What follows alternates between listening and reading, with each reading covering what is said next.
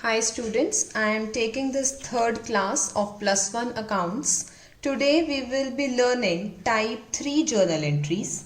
Till now we have learned two types of journal entries. First one was regarding all the assets and second one was regarding goods sold as well as purchased. Now we will be doing type 3 journal entries. इसमें आज हम सीखेंगे journal entries regarding expenses and incomes. Journal entries regarding expenses and incomes. Journal entries regarding expenses and incomes. आइए इसको सीखने से पहले हम अपना बेसिक रूल याद करें.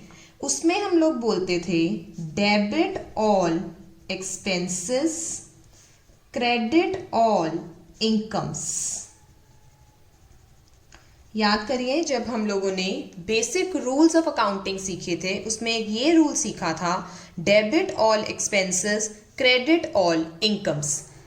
फर्स्ट जर्नल एंट्री इसके regarding rent paid in cash. Rent paid in cash. अब देखिए जब मैं किसी को रेंट दूंगी, बिजनेसमैन अगर किसी को रेंट देगा तो क्या इन हुआ और क्या आउट हुआ, क्या पैसा आया या पैसा गया. हमेशा आप ये देखेंगे पैसा आया या पैसा गया. रेंट पेड इन कैश, अगर मैं किसी को रेंट पे करूंगी तो मेरा पैसा जाएगा, दैट इज कैश आउट हुआ. इन कुछ भी नहीं हुआ तो टू कैश तो आएगा ही आएगा. और डेबिट क्या हो जाएगा, डेबिट क्या हो जाएगा, क्यों रेंट गया, कैश क्यों गया, रेंट के कारण, तो एंट्री आ जाएगी रेंट अकाउंट डेबिट. कैश जिस एक्सपेंस कारण गया उसको डेबिट कर देंगे. आ जाइए अपने बेसिक रूल के ऊपर भी, debit all expenses, expense debit हो गया. एंड हमने एक और बेसिक रूल किया था debit what comes in, credit what goes out. Credit what goes out. अब देखिए हम लोगों ने इस एंट्री में दो रूल अप्लाई कर लिए. डेबिट ऑल एक्सपेंसेस, एक्सपेंस को डेबिट कर दिया. Credit what goes out to cash account, पैसा चला गया इसलिए हमने उसको क्रेडिट कर दिया. बेसिकली आपको इतना सोचने की जरूरत ही नहीं है, आप एंट्री यहीं से सोचिए.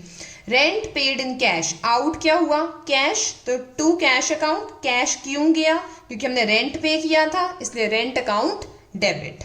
Next salary paid by cheque. Salary paid by cheque. अब देखिए पैसा आया या गया, पैसा गया क्योंकि सैलरी पे की है तो चेक से गया तो बैंक क्रेडिट होगा, that is to bank account. पैसा क्यों गया, क्योंकि सैलरी पे कर दी तो सैलरी को हम क्या कर देंगे, डेबिट कर देंगे. इसी तरह सपोज मैं एंट्री डाल रही हूं insurance commission received. Insurance commission received in cash.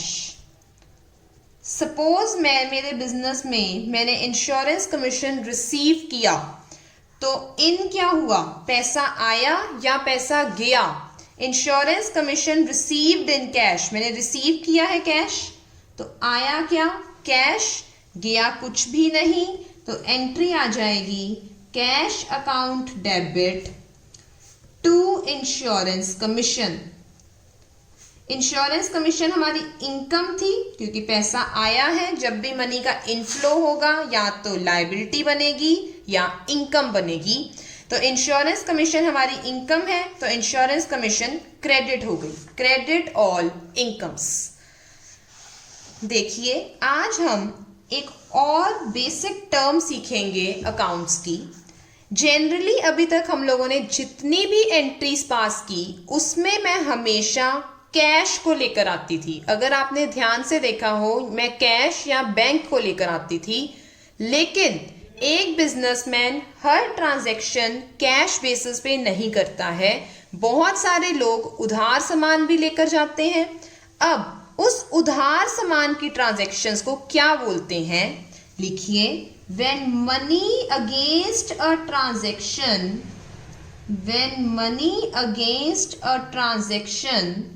is not received, अगर मुझे मनी रिसीव नहीं हुई होती है, then such transactions are known as credit based transactions. Such transactions are known as credit based transactions. उन ट्रांजैक्शंस को credit based transactions कहा जाता है। अब इन क्रेडिट बेस्ड ट्रांजैक्शंस का ट्रीटमेंट कैसे होगा? देखिए, अगर हम लोग सेल करते हैं क्रेडिट पे, मतलब मैंने किसी को सेल कर दिए कोई गुड्स, कोई भी एसेट, पर उसने मुझे पैसा नहीं दिया, सपोज उसने मुझे पैसा नहीं दिया, तो फ्यूचर में मैंने उससे पैसा लेना है, फ्यूचर में मुझे बेनिफिट होना है, इसका मतलब मेरा एसेट क्रिएट होगा। जब भी मुझे फ्यूचर में किसी चीज से बेनिफिट होना होता है तो मेरा एसेट क्रिएट होता है। उस एसेट को प्यार से हम बोलते हैं डेटर, उसको हम बोलते हैं डेटर। इसी तरह जब मैं कोई चीज परचेज करके लेके आती हूँ, सपोज मैंने कोई चीज खरीद ली, उसकी मैंने अभी पेमेंट नहीं की, मैं उसकी पेमेंट फ्यूचर में करूंगी। अगर मैं किसी ट्रांजैक्शन की पेमेंट फ्यूचर में करूंगी, इसका मतलब फ्यूचर में मुझे उसे पैसे देने पड़ेंगे, मुझे नुकसान होगा। जब भी फ्यूचर में मुझे कोई पैसे देने पड़ते हैं तो मेरी लायबिलिटी अराइज होती है। उस लायबिलिटी को हम प्यार से बोलते हैं क्रेडिटर, उसको हम क्या बोलते हैं? क्रेडिटर। आइए इसकी ट्रांजैक्शन देखते हैं कैसे डलेगी। इसको आप हेडिंग दे लीजिए टाइप 4 ट्रांजैक्शंस। इसको हम लोग हेडिंग दे सकते हैं टाइप 4 ट्रांजैक्शंस। टाइप 4 ट्रांजैक्शंस देखिए हम लोग कैसे करेंगे। First journal entry, land purchased from Ram on credit, मतलब पेमेंट में लैंड परचेज कर ली, पेमेंट मैंने अभी नहीं दी, तो इसकी एंट्री देखिए क्या आएगी। इन, मुझे आया क्या? लैंड परचेस्ड, आया क्या? लैंड। आउट क्या हुआ? देखिए मैंने लैंड परचेज की, लेकिन क्या पेमेंट दी? पेमेंट तो दी ही नहीं, तो आउट मेरा कुछ भी नहीं हुआ, आउट मेरा कुछ भी नहीं हुआ। तो जर्नल एंट्री क्या आएगी? Land account debit. लैंड तो डेबिट हो जाएगी, लेकिन अभी मेरे पैसे देने वाले हैं। किसको देने वाले हैं? राम को देने वाले हैं, तो राम का नाम आ जाएगा। अभी देखिए, तुम लोगों ने कहा था कि अगर हम कोई चीज परचेज करके लेके आते हैं, अगर हम कोई चीज परचेज करके लेके आते हैं तो हमारी लायबिलिटी अराइज होती है। लायबिलिटी मतलब क्रेडिटर। अब याद रखना, क्रेडिटर का बैलेंस हमेशा क्रेडिट होता है, तभी उसका नाम क्रेडिट से क्रेडिटर पड़ गया। लायबिलिटीज सारी की सारी क्रेडिट होती हैं। आगे देखिए, डेटर। डेटर क्या होंगे? डेबिट। क्या होंगे? डेबिट। सारे के सारे एसेट्स भी डेबिट होते हैं। मैं इसी से आपको एक और रूल लिखवाना चाहूंगी। स्टार मार्क करके लिखेंगे, debit all assets, credit all liabilities. सारे के सारे एसेट्स डेबिट होते हैं और सारी की सारी लायबिलिटीज क्रेडिट होती हैं। आइए हम लोग इसके साथ ही एक और रूल भी लिख लेते हैं, debit all expenses, credit all incomes. Credit all incomes. एक और जर्नल एंट्री डालेंगे, furniture sold to Mohan on credit. Furniture sold to Mohan on credit. अब देखिए, मैंने फर्नीचर बेच दिया पर मुझे पैसे रिसीव नहीं हुए. ऑन क्रेडिट मतलब उधार ले गया. तो इन हुआ कुछ नहीं. फर्नीचर सेल हो गया तो आउट क्या हुआ? फर्नीचर चला गया. अब देखिए, जो आउट हुआ है वो क्रेडिट हो जाएगा. डेबिट कुछ भी नहीं करने के लिए है. तो देखिए, किसको हमने फर्नीचर बेचा था? मोहन को. तो मोहन को आप डेबिट कर दीजिए. मोहन से मैंने पैसे लेने हैं. अगर लेने हैं तो वो मेरा डेटर हो गया.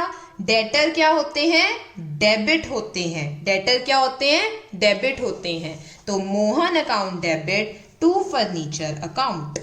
नेक्स्ट एक और जर्नल एंट्री सीखेंगे.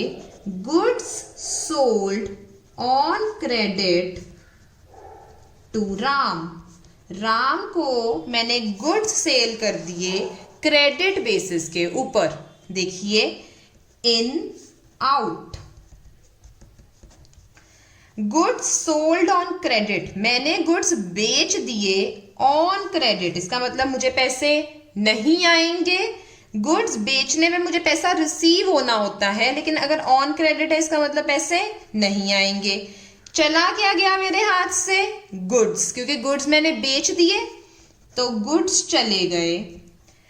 अब जब भी आउट गुड्स होंगे तो वर्ड गुड्स लिखना है या सेल लिखना है? सेल लिखना है. पिछली क्लास में ही हमने जाना था टू सेल्स अकाउंट. लेकिन डेबिट क्या करूं? नाम, जिसको बेचे हैं उसका नाम, क्योंकि वो मेरा क्या बन चुका है? डेटर. और डेटर क्या होता है? एसेट. एसेट को क्या करते हैं? डेबिट करते हैं. Next, goods purchased on credit from Shyam. Shyam से मैंने गुड्स परचेज किए ऑन क्रेडिट. देखिए, मुझे माल आया या गया? मुझे सामान आया. अगर आया तो इन हो गए गुड्स. लेकिन क्या मैंने पेमेंट दी है शाम को? क्या कैश मेरा आउट हुआ? नहीं, क्योंकि मैंने ऑन क्रेडिट बेचे हैं. तो आउट तो मेरा कुछ भी नहीं हुआ.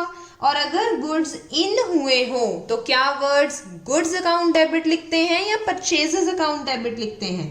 परचेजेस अकाउंट डेबिट लिखते हैं.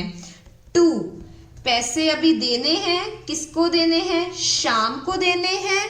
शाम को पैसे देने हैं, इसका मतलब वो मेरी लायबिलिटी हो गई. लायबिलिटी मेरी क्या होती है? क्रेडिट होती है. इस तरह हमारी टाइप 4 ट्रांजैक्शंस भी खत्म हो गई हैं. हम लोगों ने 4 तरह की ट्रांजैक्शंस कर ली, जिसमें फर्स्ट में हमने किया था सारे एसेट्स की cell purchase on cash basis. Type 2 में हमने सीखा था गुड्स क्या होते हैं और गुड्स की अगर सेल और परचेज हो तो एंट्रीज कैसे डलेंगी. टाइप 3 में हमने एक्सपेंसेस एंड इनकम्स की सीखी. टाइप 4 में हम लोगों ने क्रेडिट बेस्ड ट्रांजैक्शन सीखी. Thank you. If you like this video, please like, share and subscribe.